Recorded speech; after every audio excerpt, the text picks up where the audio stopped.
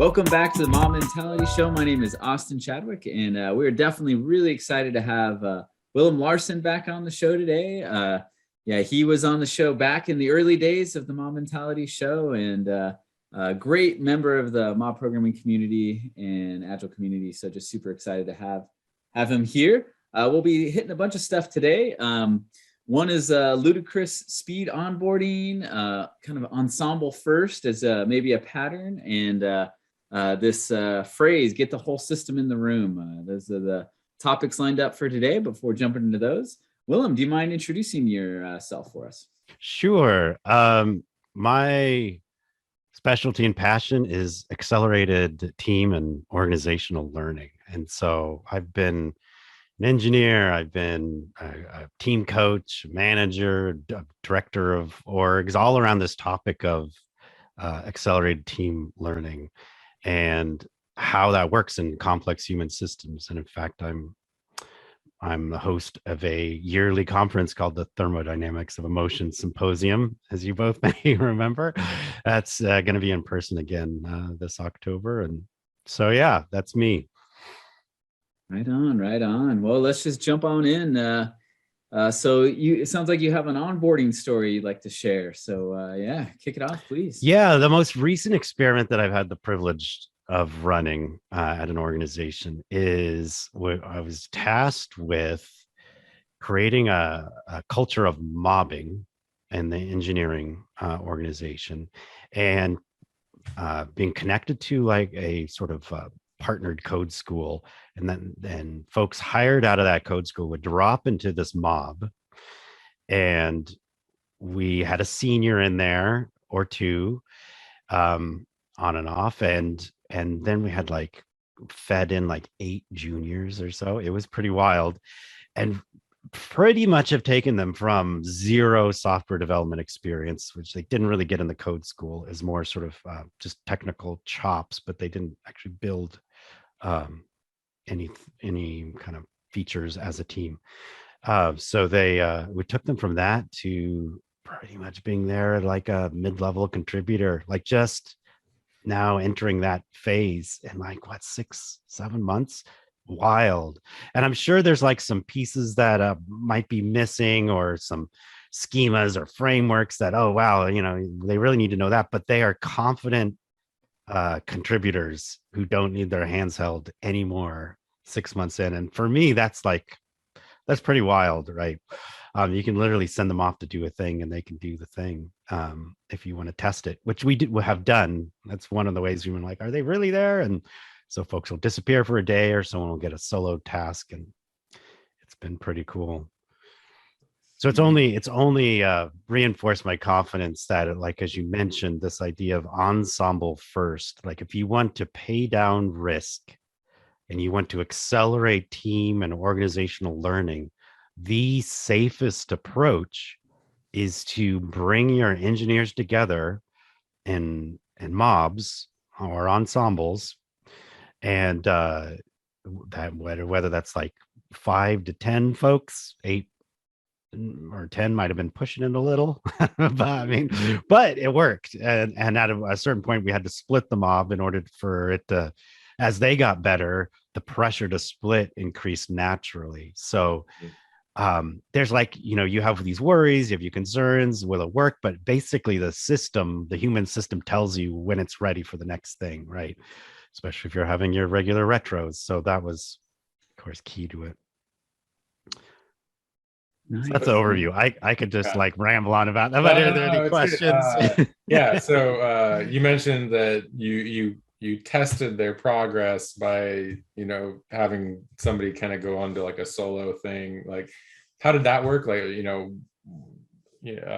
what was, so you bring them in, you have 8 people with eight associates with a senior, and they're rotating through. Is the senior in the rotation, or are they just coaching? Like, how did that work? Seniors fully in the rotation. Okay. And we definitely found that ideally we would have 2 seniors, and we just didn't have the resources for that the full 6 months. So sections of time there were 2 seniors, and that one was the most powerful. There's something about a conversation between 2 seniors who are also in the rotation that is like magical. Yeah, for that. yeah, because they're discussing high level architecture that the associates wouldn't even know Right. what the question was in the first place. Right. And then that in video games, I think there's like this idea of aspirational content, like other players have really nice looking items and you see them walk by you and you're like, oh, I want that, and then all of a sudden they're motivated to play. Like it's almost the exact same thing, right? It's Totally. aspirational skill. Yes. Which is that's a really neat concept, actually. I'd never thought about it that way. And so yeah, I guess my question is, so you go through this rotation for some time and then you like give them a task and then they go off and do it by themselves and then come back. Like, what is that like? Yeah, I mean, to be clear, we only started doing that fairly recently, just to test that, just out of curiosity. And it was probably more like, leaving a pair to do a thing, or so I mean, we actually, there's so much value in having more than one pair of eyes on a piece of work that you wouldn't want to lose the value. But it is like, it is interesting and worth testing to see, what happens. And we found the momentum was still steady even when you went down to a pair. And that's cool. That's cool. Yeah, the while the experiments I've seen with onboarding people with similar experience that you've talked about wasn't the same, where it was one or two seniors with a large group of them before. I have seen onboarding, like, I think with pairing, momming, and ensembling, it's always accelerated. It's much faster than the old days where, you're like day one, you show up, you have a stack of documentation, you read it, you work asynchronously for a while, and then they might trust you with one thing after a while, and then you get your feet wet, and then, that whole thing. And so it's definitely much faster than other ways I've seen it. But there are this whole idea of ludicrous speed onboarding. I've definitely seen, and maybe that's what I'm curious to learn, is that I've seen it happen sometimes with momming, where it's not just like much faster than normal, but like crazy rate of onboarding and growth and speed with certain people. There's a couple of stories that come to mind to me of people who, like, they're 1 year out of college, but I would think that I would rate them higher than many very experienced people, just because of the rate of learning they picked up. Not only technology, code, problem solving, but also like interpersonal, detecting agility, lean situations and stepping in and raising good questions, like all those things, they just grew so fast. And I guess for this group that you're talking about, did they all grow at the same rate, or was there kind of some who grew faster or slower? Did you see any patterns there? Yeah, definitely different rates and different ways and different skills. And, like definitely everybody, all the juniors brought their own strengths. And that was, of course, where they built the quickest. And then everything else kind of came along. But then they shared those strengths with their teammates. I mean, you can imagine like how that sort of syncopated quality of that worked. So it's super, super interesting to watch, like how they would respond to guests who would come in the mob, domain experts, whoever. There's a period of them being really quiet, and then they would get louder and louder, and different folks would speak up more and more. And yeah, it's like a momentum building thing. It even got to the point where other juniors in the organization would hear about what we were doing and seek out the mob. We do learning sessions, do this, and they join in and they'd be like, well, I'm kind of interested in this.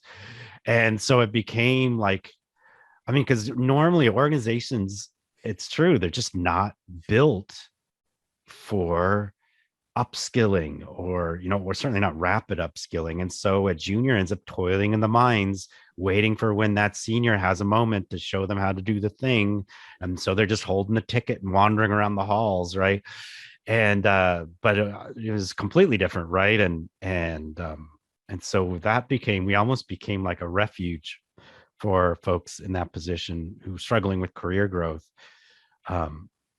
Actually, we categorically became a refuge. I won't mince words. It was a thing, even for some mid-level folks who were like, I'm super unhappy over here. You guys seem like you have a really healthy culture of collaboration. I want to join you. So it's interesting, super interesting.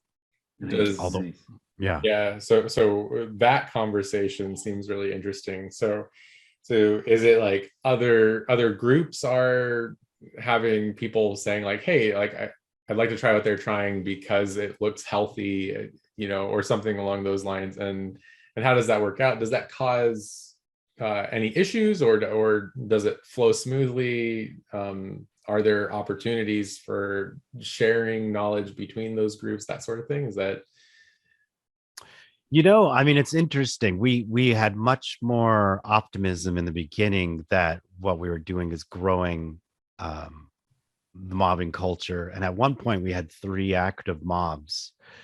What's happened is, the organization has shifted, and mobbing is continuing, but it's no longer like invested in. So yeah, it's funny. So we like get to keep what we've got, more or less, but it's not growing further. So if people wanted to participate, well, I mean, there's a couple things in there. So my team is the only group that is overtly mobbing as a team. But what has happened is there's underground mobbing happening everywhere. Like, yeah. and when people want it to happen as they want it to happen. So it's kind of confusing. It's like there's been an organizational change, but it's just at the engineer level, I guess. And engineers are just doing it when they want to do it, and you don't call it out as that. And this is where we kind of get into the politics of mobbing versus ensembling. And if there's some, I mean, I don't know if mobbing is such a useful term, if it always seems to be the word that makes it easy to other it or demonize it, Yeah. Well, I do.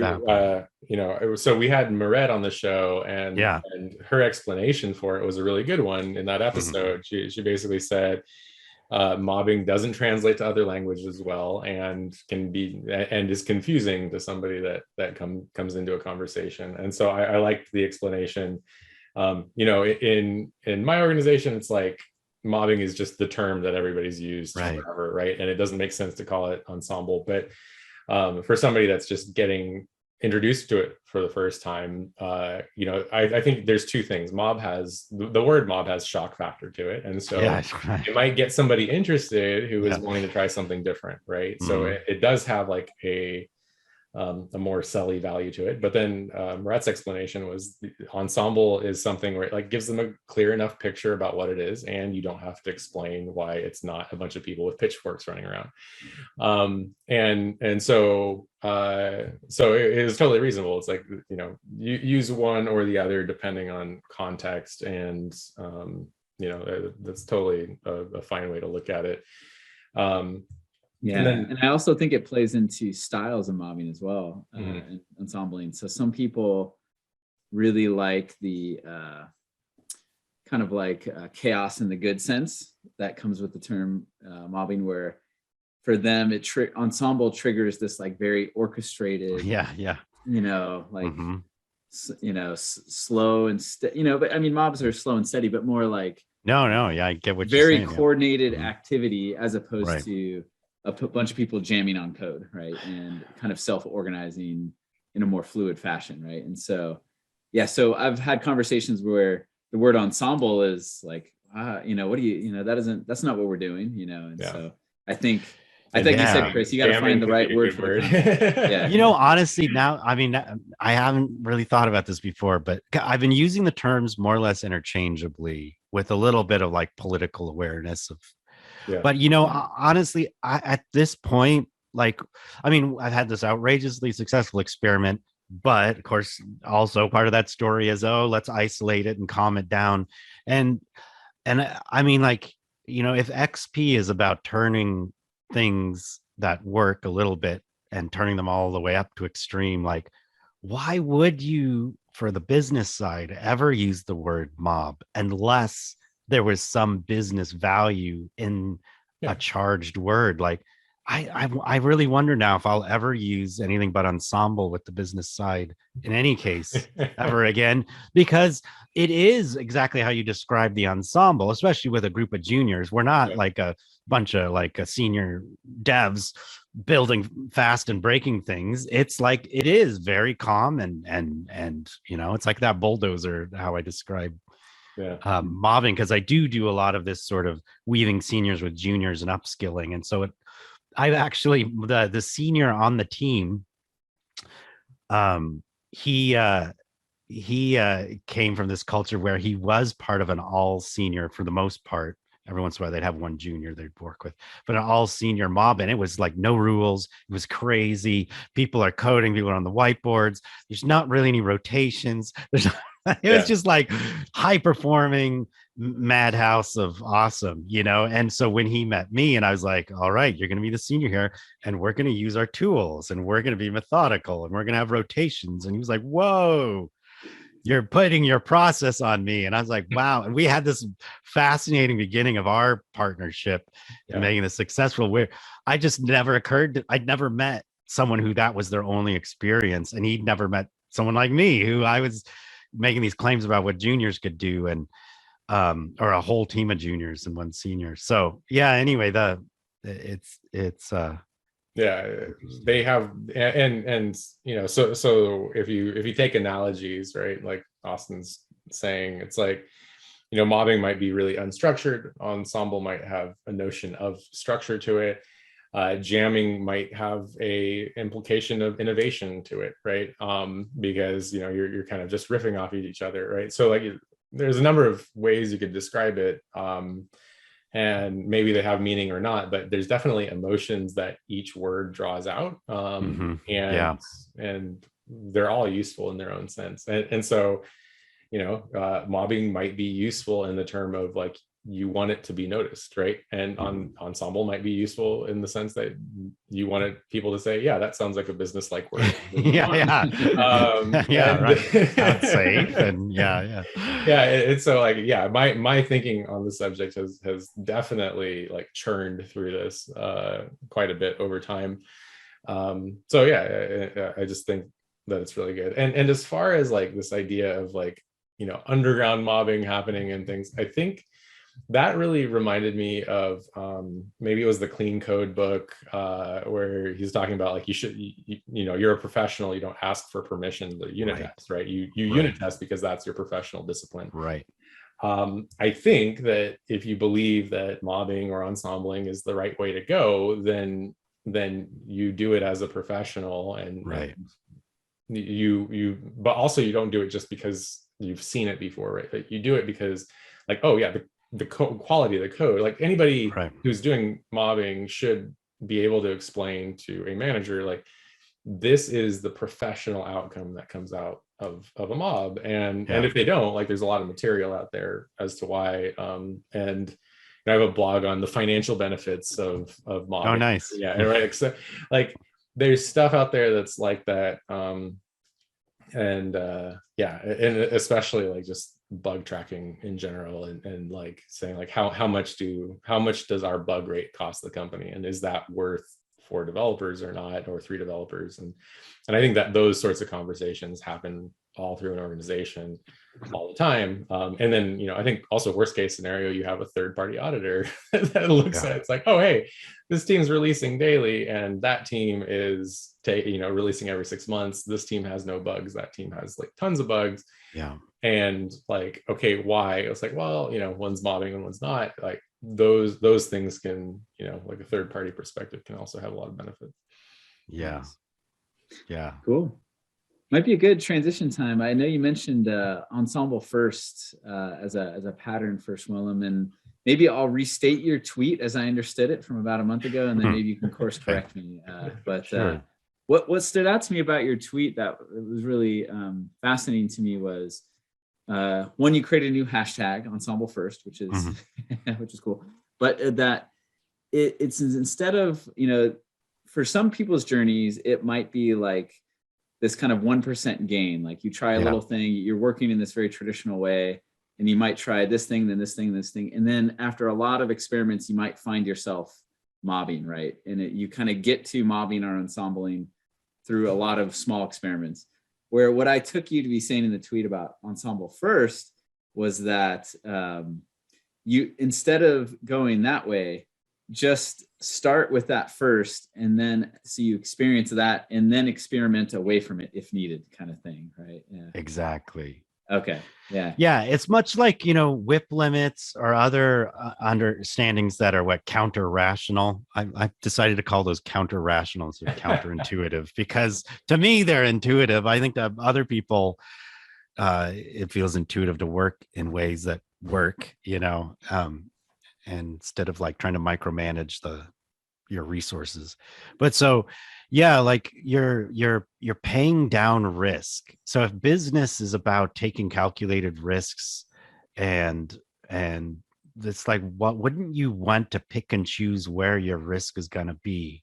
And as it turns out, like starting with an ensemble, you're guaranteed, I mean, how could you not? You're guaranteed to have the greatest amount of learning, the greatest safety around what you deliver, greatest amount of eyes, cross-checking everything. I mean, these are just true. A friend of mine, Matthew Inman Cochrane, has this great YouTube video talk where he's like, it's like someone steadily working their way towards finally mobbing, and he has all these steps, and it's design, and then this, and hand it to the devs, and they got code review, and then and he just slowly picks away at, well, let's solve this problem and this problem, and then now you've got a mob, right?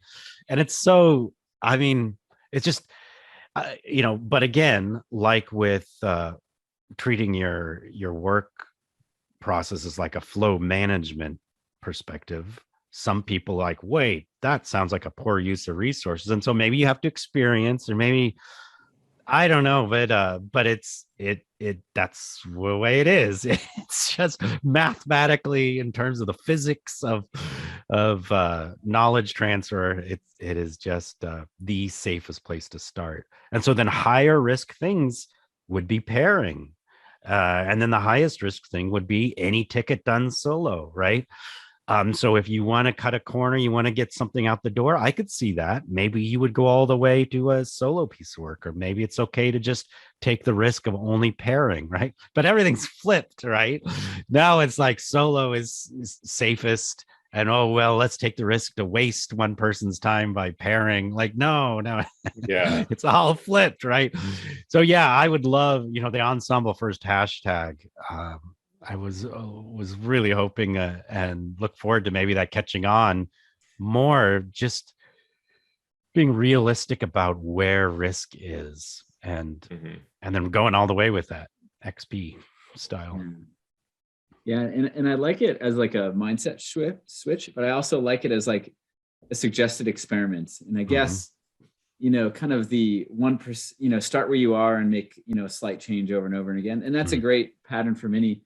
But that it also might be kind of like a jump in the deep end experiment. I could see that if a group is up for it, would accelerate their experimentation, innovation, and growth much faster than, okay, let's only make one small change. Yeah. Yes, we're all a group who believes in maybe doing something much different than what we're doing, but we're just going to do it one thing at a time just to be safe, right? That it might be a hey, let's just go whole hog and see what happens. It's so funny. Experiment away from it as opposed to.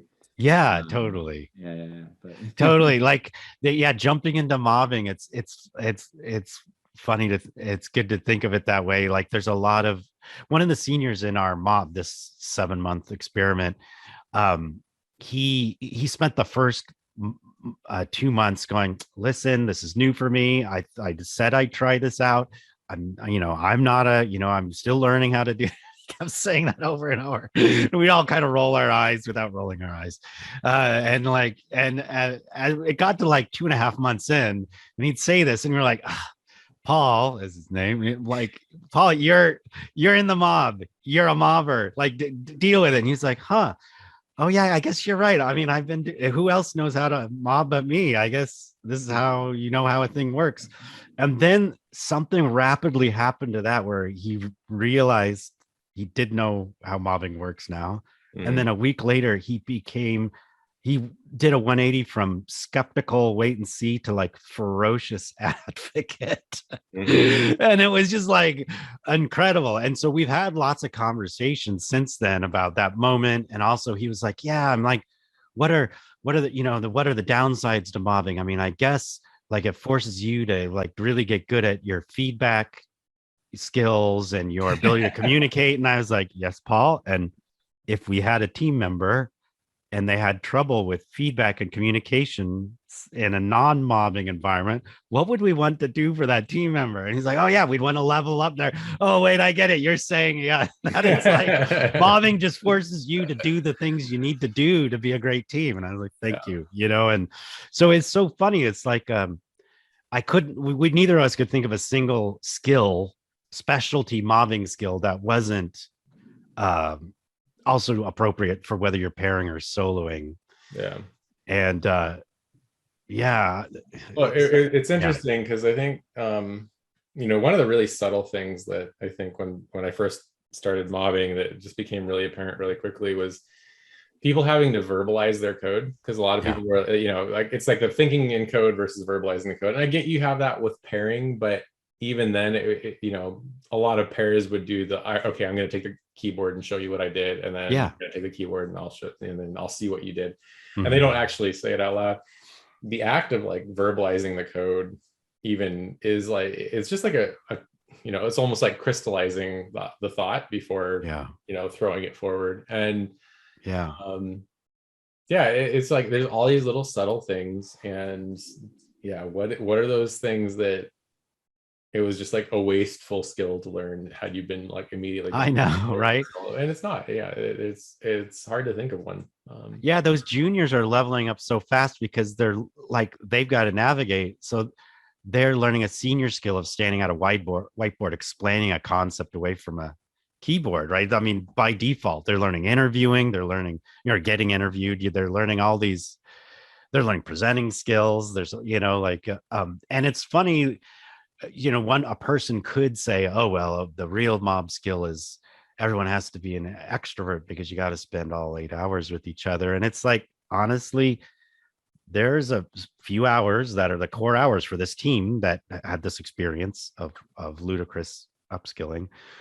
They had a few hours, and then they had like an hour before and after to do learning or do other things. Another one of the teams split it into a couple of 2-hour segments, or one was 2 and one was 3. So like there's no rules to any of it. Like if you are getting overwhelmed as an introvert, and that's a whole other topic, I mean, but it's not like that's a blocker. You just design your work. Like there's not one way to mob.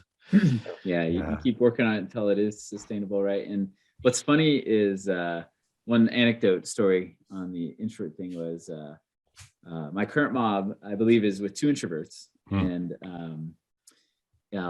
both of us, it was a 3-person mob, and 2 were out yesterday. And one of the introverts soloed the whole day. Was what he decided to do instead of joining the mob or whatever. And the first thing I said, how did it go? He said, I'm exhausted. Interesting. He said the mob built in a lot of sustainable, like the practices we have built in a lot of sustainable Pomodoro type stuff. So that's awesome. Without it, he had to manage it himself. And so it was just funny because someone you would think would be tired from mobbing actually has become more of an energy boost. But anyways, what habit? So if you've only learned software development through mobbing, what habits as a solo developer, or what things as a solo developer would you learn without mobbing? Because there is that other side of it, and I've heard before. There's like one thing that comes to mind is kind of like maybe an absence of grit or something like that. Like you get refocused, and the absence of like self-managed, like you just mentioned, right? So there are some skills that that maybe I guess when it comes through the school of hard knocks, right? The school of hard knocks is almost completely gone inside a mob. Yeah. Right. Unless you really optimize for it. And I know mobbers that optimize for the school of hard knocks. And Yeah. and people going into that mob from a more traditional mob are maybe put off by that. Yeah.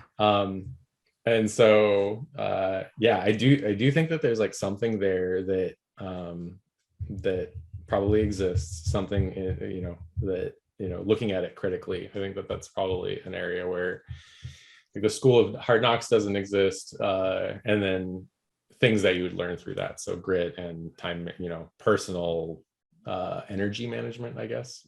Those might be two things that don't come up. Yeah. I'd be interested in your thought on this, Willem, but I have seen mobbing create an environment where people don't learn certain skills. But I also think those skills can be learned in a mob. It just has to be intentional about it. So I think you're right. Grit can be one. If you're in a mob that has a lot of people with high initiative, it can be easier to, not have grit to work through something because someone else in the mob is always picking that up, right? And so, yeah, what I've noticed is that's a good time to take on other mobbing patterns to help other people learn those skills, right? You know what I mean? Where they have to take initiative and do things. And so, I don't know. What have you seen, Will? Well, it's a good time to say like mobbing requires intention and reflection. Yes. And if that's not part of your mobbing process, and I've been in mobs where it's just, we mob, we rotate through the keyboard and we hash things out. And there's not a lot of the structures of like, even like Pomodoros and regular retrospectives at any scale aren't necessarily part of it. And those aren't a lot of fun and they don't grow necessarily. So the mob that I just managed and coached, I actually was surprised. There's this experiment of this learning canvas that I've been taking from team to team and org to org and sort of seeing what folks did with it. And this, for the first time, they embraced this idea of this learning canvas. And I did a blog post on it somewhere. It's in this series called Awesome Team Learning. But the idea was, there wasn't really like fixed ideas of our understandings of how we do experiments. So what we did was we'd have a bucket of options, and then that's one quadrant. And then we have a quadrant that was the experiment that we're doing right now, and then maybe 1 to 3 if they could be done in parallel, but you don't want them to conflict. And then if the experiment is successful, even if it's something like, hey, let's make sure we check our calendars in the morning because people disappear and that throws us off. So, okay, our experiment will be we check calendars in the morning. And if we like it, we've tried it, we put it in the working agreements and we work on it as a habit, right? Because that's a whole other thing, right? You can do the thing that works. Now you got to make it a habit. Then once it's a habit, we put it in our history and we can tell the story of all the experiments we've done, what worked, what didn't, right? And so this was like the core thing. Well, now these mobs that I've been managing, they just like took it and ran with it. They turned them into Trello boards. There's all these columns, there's wish lists, there's links to resources that they can refer to. They've really gone to town on this idea. And then there were some problems with bringing people in and there was culture shock. So now they have like a core beliefs column that's easy to read, easy to go through for a new person who's visiting and wants to try the mob. And so it's like, like the top thing is kindness, consideration, respect, right? Like all those items in a row. So this idea of a learning canvas that is iterated on, they also tried out the micro retro and the Mobidoros, right? The half hour. So they check in regularly and then that's become more, they did that for months and then it became more jazz and now it's more ad hoc, but